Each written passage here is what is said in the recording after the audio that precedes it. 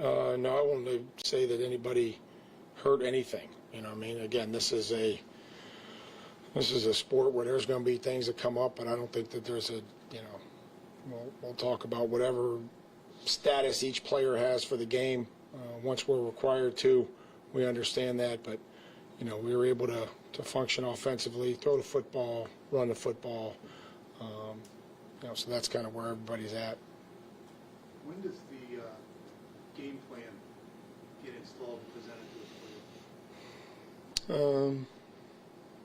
us? I think that's something that happens this week. That's something that happens next week. I think there's a lot of preparation. I think you want to try to avoid doing too much too early, and then also how do you keep their attention next week and focused and locked in. So I think we have a good balance.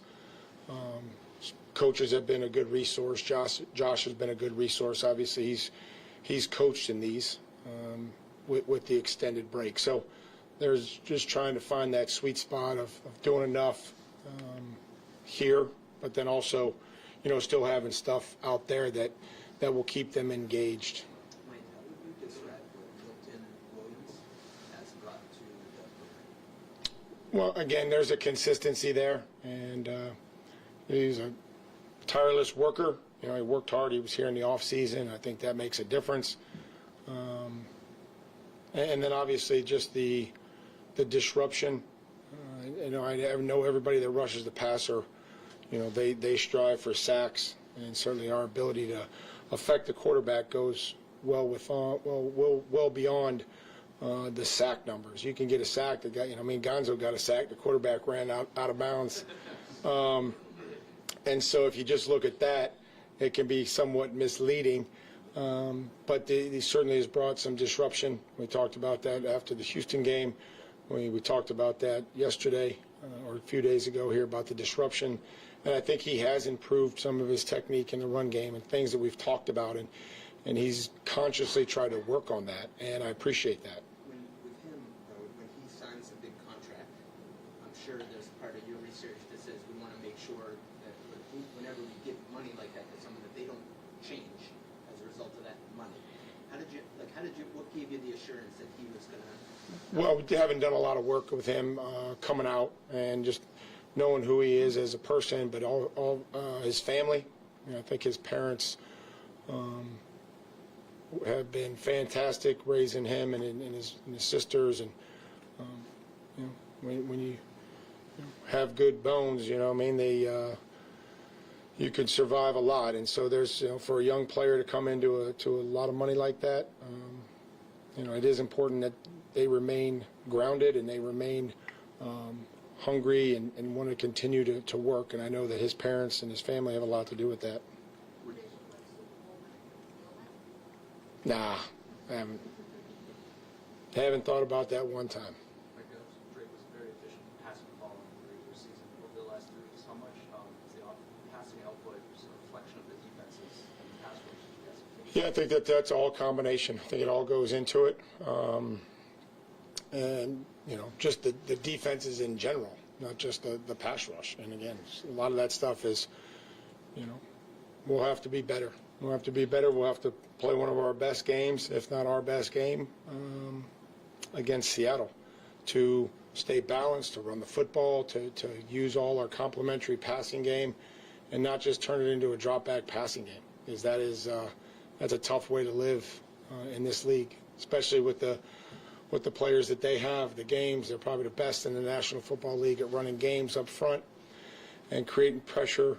They work very well together. It's something that we show our guys every week. So I know that'll be a big key in this game, is being able to block those guys up front. And a lot of guys with ball production on the back end.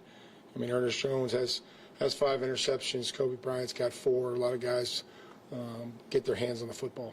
Mike, you had a lot of success here as a player. You run almost a perfect season. And then there was another generation after that, another successful run with the same head coach. Can you talk about the dynamic, not so much that dynamic between the head coach and the players, but the way you do things seems to be a little different. And I'm wondering where that came from. I know you've talked about what you've taken from other coaches over the years, but is there one particular coach that has sort of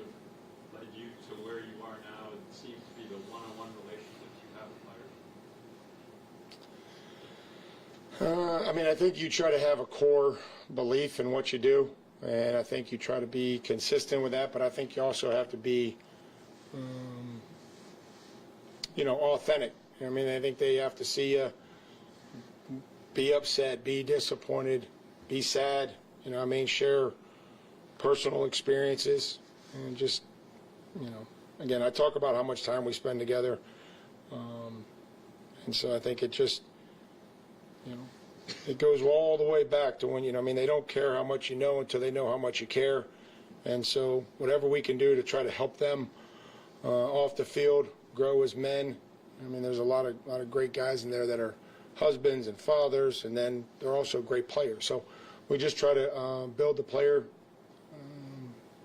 the best that we can. Did that come from anywhere, though? Did you see? I mean, I've been a lot of places. I played at Ohio State. I got drafted by the Steelers, a great organization. Came here for 8 years. Went to Kansas City. Had great coaches there. Worked at Ohio State. Worked for Bill O'Brien. Worked in Tennessee. You know what I mean? So it's like if you just pay attention and focus, I didn't live my whole life in one place. So that's all I can tell you. I just try to be me, and sometimes that's good enough. Sometimes it's not. But just to try to learn from every person, every great coach that I've been around, and try to make it my own style. Mike, when you start to prepare for this game and you look at Sam Darnold, he's had a few different stops around the league. How deep does your staff look in terms of his film? Is it about this year? Is it about... I mean, we haven't watched every game that they've played this year yet. So there'll be things that we'll try to watch and see. And, I mean, again, it'll be important that we're sound. I mean, he's been very efficient. And again, everybody's journey is different. And so you give him a lot of credit for the places that he's been and how he's learned and grown, and certainly making the most of his opportunity now. Like you mentioned a little bit earlier, you felt like you guys had a good plan in place. Is the plan for the game already sort of fully baked by you guys? No. Okay. No. I meant plan as far as schedule, logistics, trying to get all that stuff out of the way. We'll work hard today and tomorrow to continue to work on that and what we present to the players, and then that'll continue to build as we move on. Like, I know you mentioned them this morning, but respecting the Miranda rights, just an overall thought on Seattle, just how good of an opponent are they? Oh, I mean, they're first in the league in scoring on defense, third on offense. Good mix of veterans and youth. And so anytime that you have defenses that are, good at, keeping points down, it makes it real difficult. So they disguise well, and they blitz, and sometimes they get pressure with rushing for them, and they got 4 or 5 guys with 6 or 7 sacks each. And, offensively, it's a mix of some of the West Coast stuff, play action, but then just the scheme and Darnold's ability to operate and function. And not many people have slowed down JSN. Kenneth Walker is just the speed. He can hit the edge. He's not afraid to cut up. They got an excellent special teams unit. That special teams has won them some football games. That broke it open against Atlanta, 6-6. I think it's tied at halftime. He takes the opening half kickoff or the second half kickoff to the house. Defense gets a couple turnovers, and then it's a blowout. So, we're going to have to be really good in all phases. And but this is an excellent football team. Mike, how would you grade your defense, just the progression of the defense, especially through the first 3 rounds of the playoffs? It seems they've really come up strong. Yeah, I'm not much into the grades. It's good enough for us to win. I think I always love the draft grades and the O-line, D-line grades. I'm not much into grades. I'm just into winning. Has there been a progression, though, with your defense? We'll have to play better again. We'll have to play better than we played last week for us to win. So as guys have come back, and, again, situationally and whatever is presented to us, whether that's a short yardage stop or red zone stop, those things will have to continue to improve. The red zone has been better in the playoffs, but, again, it's the only thing that matters what happens next Sunday. No, we can't ask you about every individual performance the first 2 weeks of the playoffs. How do you feel like he held up on Sunday? Yeah, thought he played better. I mean, against a really good rusher, and we'll need to keep improving, and excited that he has another week to do. Coach, how would you define Mike McDonald's defensive scheme? I would say multiple. I'd say multiple. Has the ability to play, post safety zone, play some split safety concepts, then also pressure you. So I think that they've got everything in the bag. It just depends on what they want to use and do. And again, looks like they don't have many busts. They're not guys running free a lot. Have the ability to play man to man. Kind of move the safeties around again, however they want down in the box, and got a lot of good chess pieces that they utilize. Coach Chesney Minter-esque? I mean, Minter obviously came from that same. Yeah, I mean, again, he's got his own flavor, but there's a background, and there's only so many places you can put 11 guys, but they work really well together from an adjustments when teams motion and shift and do all those things. You don't see a whole lot of panic. Coach, if I could, Matt Evans, your assistant director of college scouting, any interactions with him, just what's it been like working with him, and if not, just what the college scouting department's doing right now to see your goal balance? Yeah, they're in Mobile. Everybody has a job to do. Matt got to know Matt over the course of last year in our first draft together, and appreciate his input and his knowledge, and working with our coaches. But appreciate everybody in that staff and that department. So they went to Dallas, and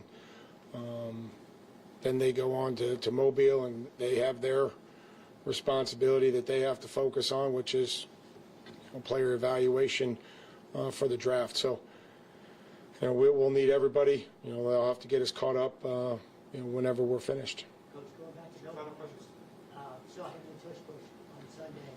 How long you guys have that in the bag, and based on the execution, would you use it? Well, we'll use anything that can help us. We gain just enough, and again, we practice things throughout the year and try to have it ready to go. But yeah, anybody that can help us out there, Tonga, Milt, anybody that we could use. So hopefully, we can continue to pick up some short yardage situations, how critical that is, especially in the red zone. Mike, how have you kept your personal energy up? You expend a lot on relationships with your family, the players, the media. You engage. You spend a lot of time. How have you kept your 20 games into the season, 23 when you had preseason?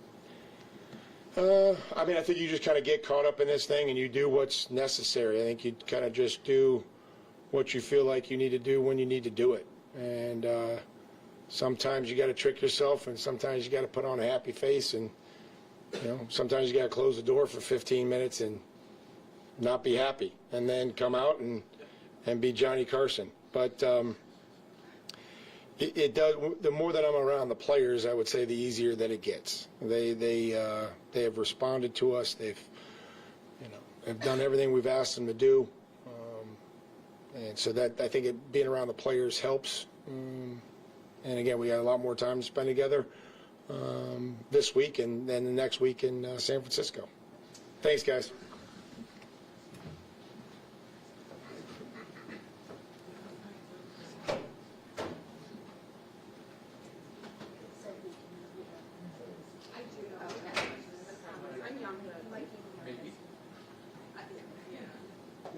In the locker room, I take very much pride in that.